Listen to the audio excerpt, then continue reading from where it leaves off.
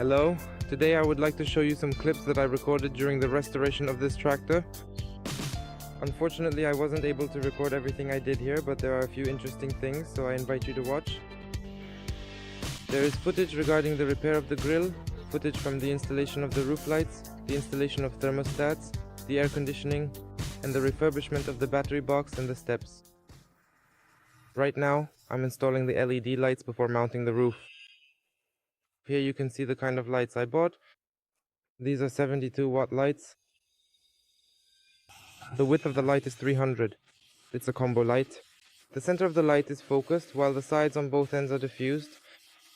The lights will be angled a bit to the side, with the next one facing the other direction, just as it matches the profile, just like it is on the roof. And the center will be illuminated by a different light. To mount these lights, I have to do the following. Originally, you can see here there's a factory hole for these original lights. I drill here at this spot, a hole for the second mounting point. Of course, underneath here is this, solid. If I have the roof removed, I can reach in there and screw it in. If I had the roof on, I would have to make a through hole here. Yes, I measured it out nicely and evenly. I'll drill the hole. Here I already have the hole drilled. Here I installed longer bolts than the ones that came in the set and added a nut. This is so that the lamp is more or less centered in this spot of the mounting. And here I still have a greater distance, and I'll have the ability to adjust it with the bolt. It's a Q14 bolt to tilt the angle of the lamp. This will be screwed in permanently. Next, how would I adjust them if I wanted to? Like this. The slotted hole is just like that. And I just unscrew it because here there's an original cutout. I can loosen it and adjust the lamp like this. And this will be tightened permanently because later there won't be access from below anymore since it's solid here. There won't be access to simply unscrew it there. That's how it looks. And I still need to wire up the plugs. You have to remember that the polarity matters because the lamp won't light up. If we mix it up, if we connect it the other way around. I'm installing this before mounting the roof, and then we'll put the roof on right away. So the lamp has adjustment. You can adjust its angle, you can move it on these brackets. And here on this slotted hole we can also adjust it this way. You can buy a lamp like this. I bought mine on Allegro for anywhere between 80 and 100 zloty depending on the seller. Here I connected the wires by cutting off the plug from the old lamp. And using these crimp sleeves and heat shrink tubing, I connected the wire to the original plug. It works by simply crimping with a crimping tool, and then using a heat gun. You heat it up and it seals up nicely and hermetically, so you can be sure that nothing will happen to it. Go wrong. Let's continue. In this case, it turns out that the black wire is negative and the white wire is positive, with the red one at the lamp. That's how it came from the factory in the tractor. I'm also installing something here, the air conditioning thermostat, before putting on the roof. It's mounted right here in this spot. It looks like this. This is what the thermostat looks like. There are two wires connected to it here, and a tube. We need to route this tube here. There's a hole here. And we need to run this tube to the air conditioning evaporator, because its purpose is simply to transmit the temperature to the thermostat, and the thermostat regulates the temperature for us. What else do we have here? Here we have this indicator light. It serves and is responsible for when there is no refrigerant in the system, it lights up orange. When everything is fine, the indicator does not light up. Next, here we have the switch for the blower. It looks like this when it has been replaced. It depends on which replacement part is used. It often happens here that this switch overheats. Here is for temperature regulation, just a regular valve by the heater core. And here we have the wipers, and you can already see that these wipers are also overheated. I will have to replace this switch, because, well, it will probably work fine. As we can see here, this one is new. This one looked pretty much the same, just like the one before replacement. Although for now everything is working, the wipers are functioning, but I can see that something is not right here. Alright, I'm putting this on. Here you just need to screw it into this hole. There's a screw, then we put on the knob. I have this thermostat as a replacement part. I don't know if you'll be able to see any numbers here, but I also have the packaging for it. It was bought from Bebco.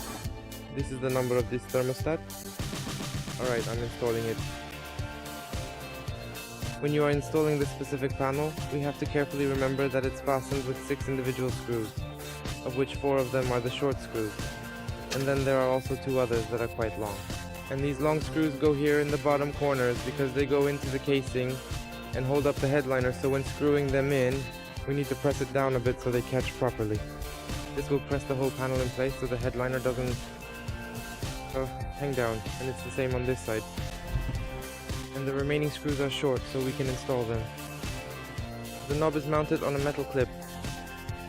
To remove it, we need to rock it and pull it towards ourselves gently so as not to damage anything, and then we just press it back onto the clip and it should hold.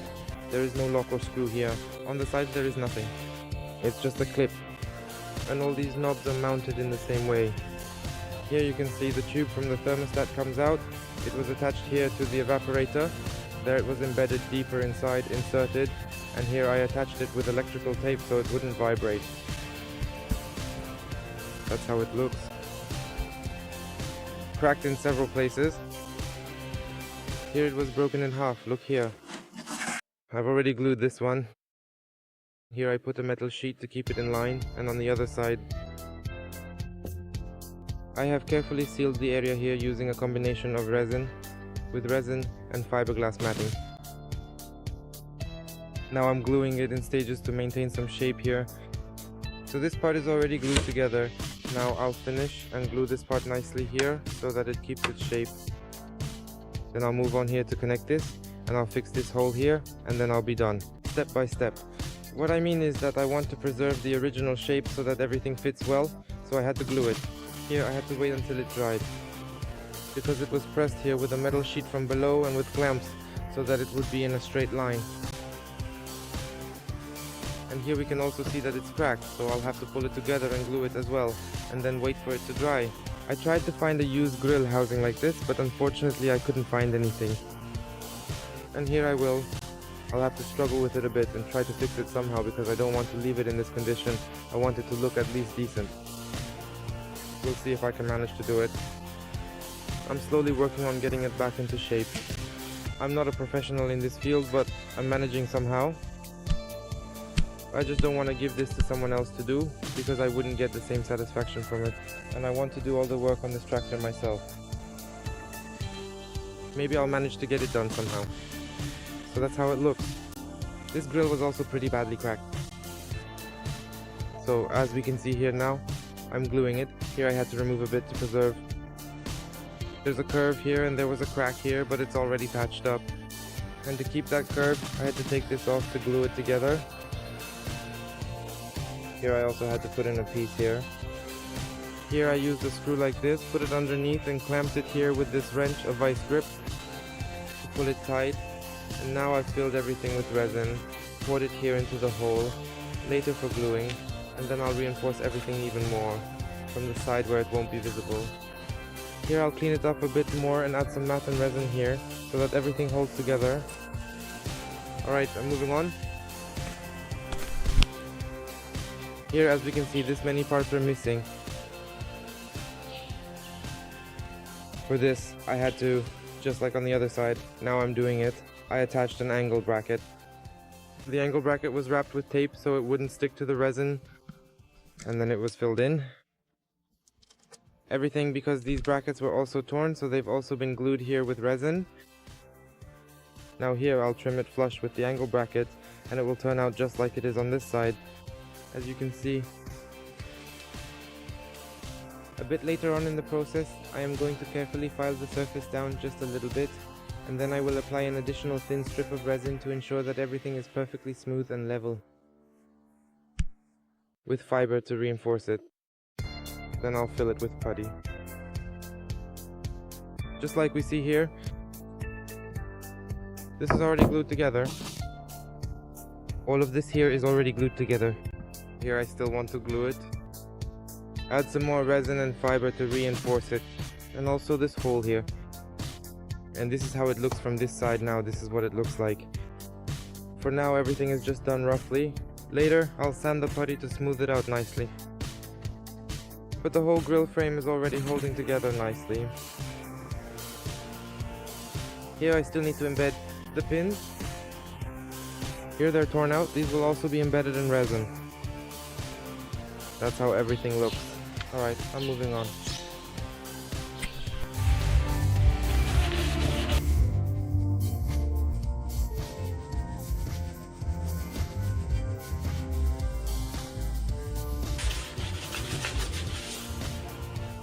Next, everything will be painted with an epoxy primer to seal and protect the putty. I'm not a professional in this field because I do this very rarely, only for my own needs. But from what I've gathered and read, and from watching videos of other professionals on YouTube who actually do this for a living, next an acrylic primer will be applied. Everything will look nice because it all needs to be perfectly smooth. There won't be any texture, it just needs to be a glossy, smooth color. There will be an acrylic primer. The acrylic primer will need to be nicely sanded. This is a filler primer whose job is to take care of all those scratches, to fill all of that in.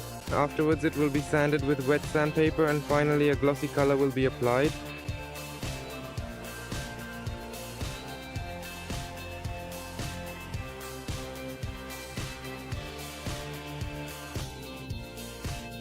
Here, as you can see, I already have the grill installed.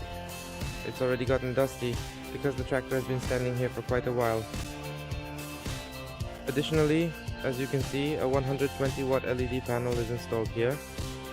It is mounted at these points, here and here. It is 600 millimeters wide and has a power of 120 watts. It is curved. It's a curve.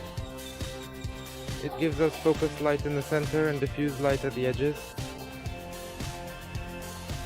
I installed this panel because the lights I have in the hood are in poor condition, and basically this panel is meant to replace those lights. That's how it looks. Everything already looks dusty. Everything is dusty because the tractor is standing still.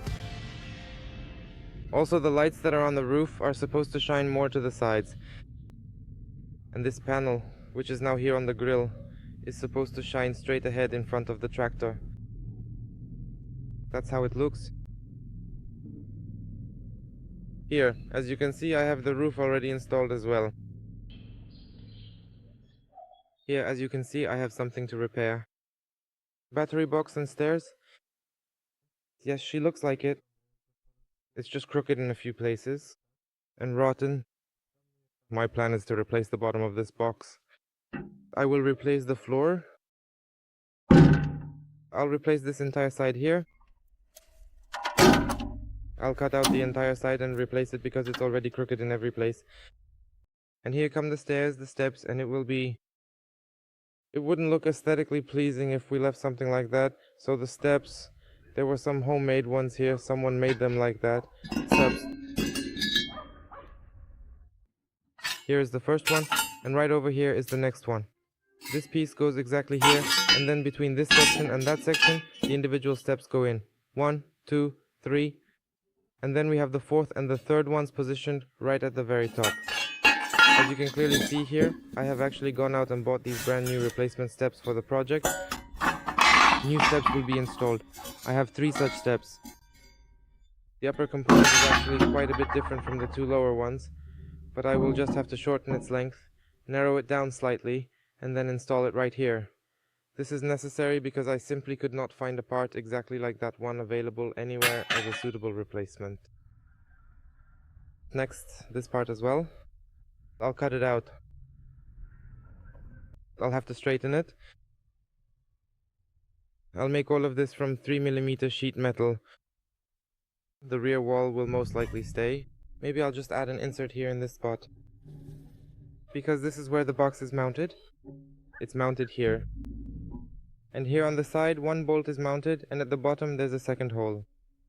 That's what holds everything together. Here are the batteries and the steps together. I'll make all of this from 3mm thick sheet metal. So I'm getting to work. I have to cut all of this apart. As you can clearly see right here, the metal surface is already completely full of small holes. By using a high-powered plasma cutter, I have already finished cutting off the entire right side of this metal box. As we can see, now I'm going to cut this part off here. I'll cut these welds. I'll cut here and then I'll have to straighten this flat bar.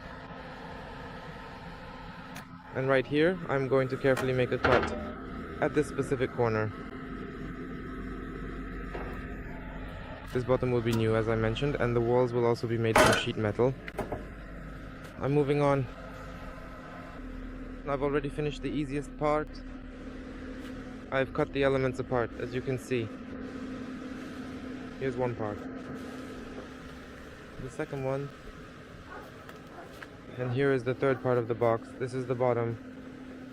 Now I need to cut these elements out of sheet metal and assemble everything.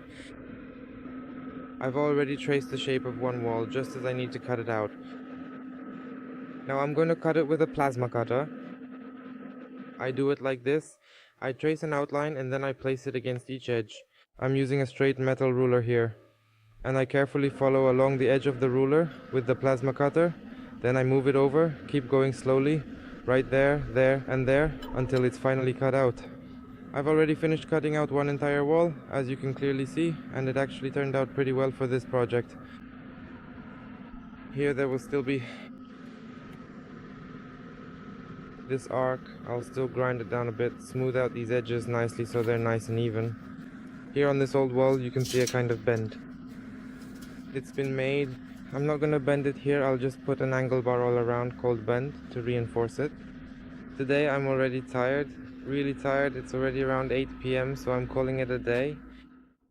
Another day of repairing the stairs and the battery box.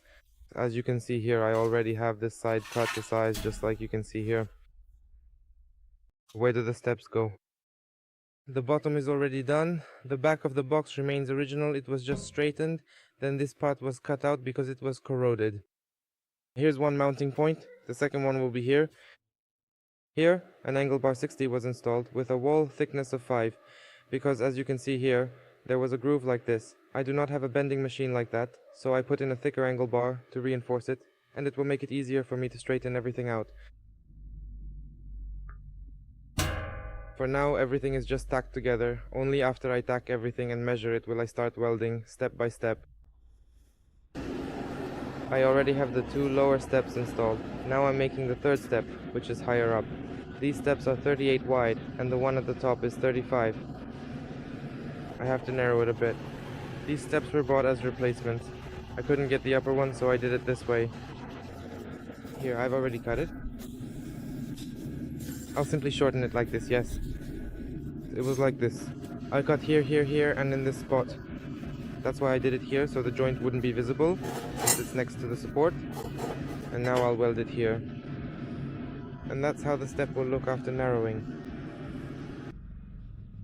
Welding the stairs. It's already finished, as you can see. There are new steps, a new side wall, a new front wall, and the bottom is new as well.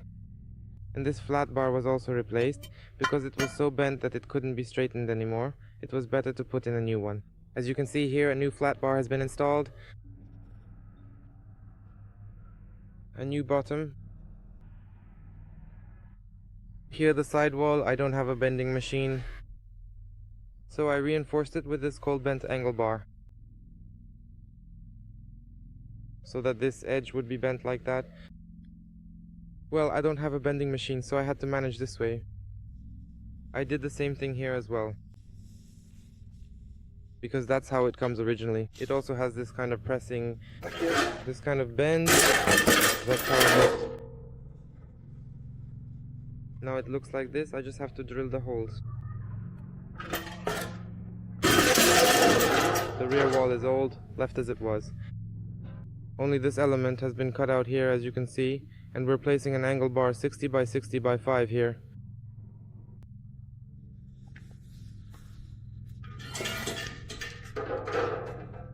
There was a pressed groove here, just like the one at the top. There was one here too. I set it up so that now I have it all in one line here for when I want to screw it in, because there will be a mounting hole here. In this spot here, you can see it's marked. There will be a hole, and there's another one at the top. Now I have everything in one plane with this angle bar. Here, this element is thicker because it's more exposed to corrosion here, so in my opinion it will last longer.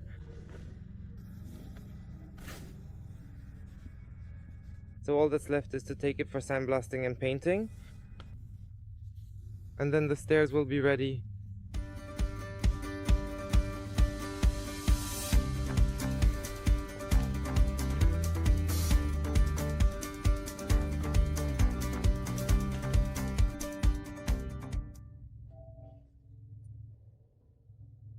That's how it looks here.